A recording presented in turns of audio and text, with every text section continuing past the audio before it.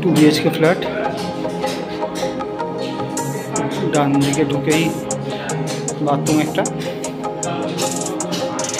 এটা kitchen room, এটা bedroom. বেডরুমটা বেশ বড় আছে।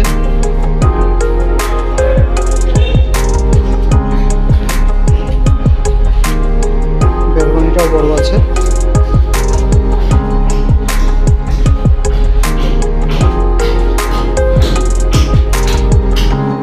645 স্কোয়ার ফিটের ফ্ল্যাটটি, এটা 5 তলায় রয়েছে, নিউ ব্যারাকপুর স্টেশনের সামনেই, ওয়াকিং ডিস্টেন্স। এখনও পর্যন্ত এই ফ্ল্যাটটা অ্যাভেলেবেল আছে।